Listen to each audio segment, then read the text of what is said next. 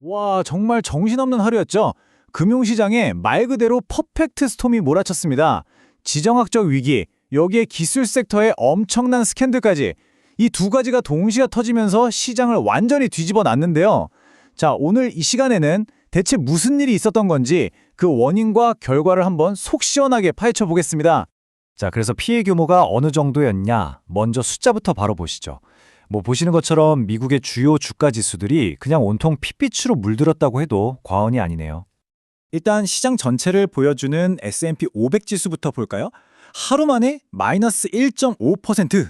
와, 1.5%가 그리 크냐 싶으실 수도 있지만 여러분 S&P 500 같은 거대 지수가 이 정도로 움직였다는 건 정말 큰일입니다. 그런데 기술주 중심의 나스닥은요, 상황이 더 심각했습니다. 무려 2% 넘게 그냥 곤두박질이셨어요.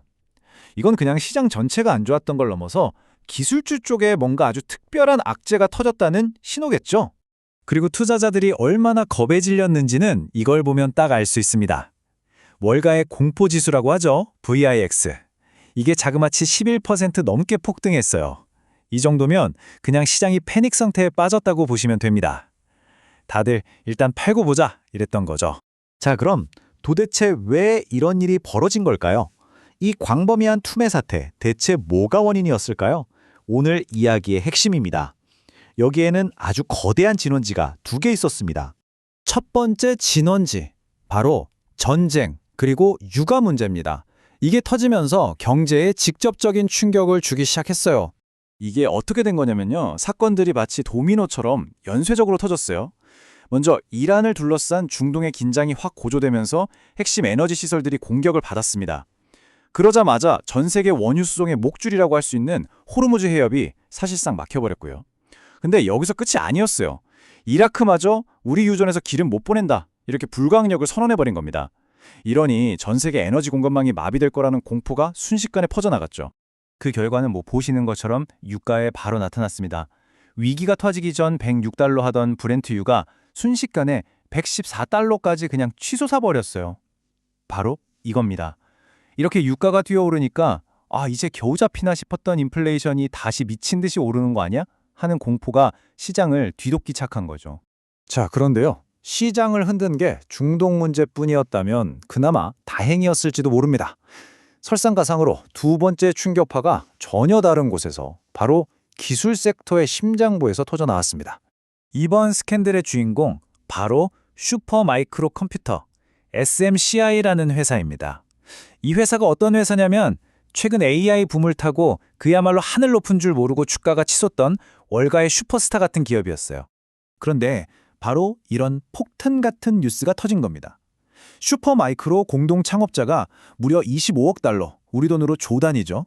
이만큼의 엔비디아의 AI 칩을 중국에 몰래 팔아넘긴 혐의로 기소됐다. 와, 이건 정말 상상도 못했던 뉴스였죠. 결과는요, 그야말로 참혹했습니다.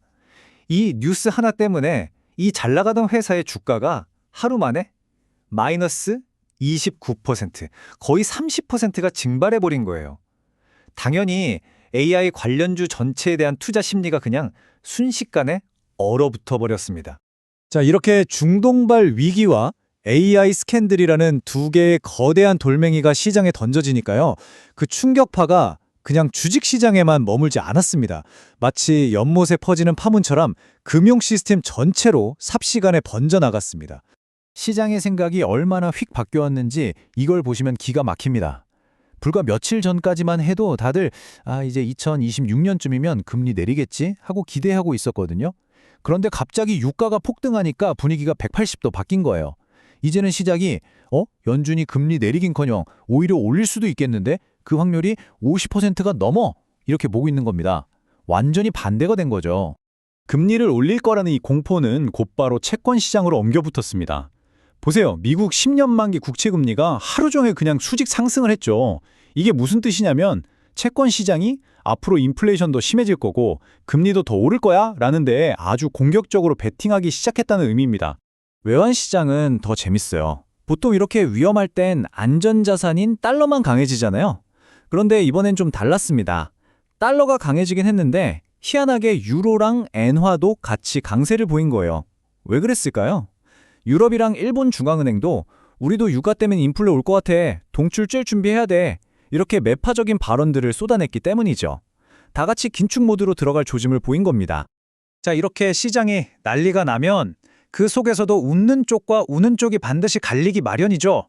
과연 누가 승자였고 누가 패자였는지 한번 뜯어보겠습니다. 섹터별로 보면 정말 명확하게 갈렸습니다. 먼저 금융주, 유일하게 빨간불을 켰죠. 왜냐? 금리가 오를 것 같으니까 은행들 예대 마진이 좋아질 거라는 기대감 때문이에요. 반면에 기술주는 SMCI 스캔들 때문에 직격탄을 맞고 폭삭 주저앉았고요.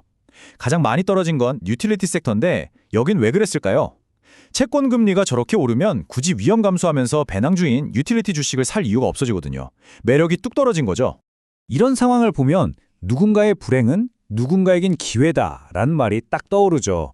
보세요. 슈퍼마이크로가 스캔들로 마이너스 29% 폭락하는 바로 그 시간에 경쟁사인 델테크놀로지스는 주가가 오히려 급등했습니다.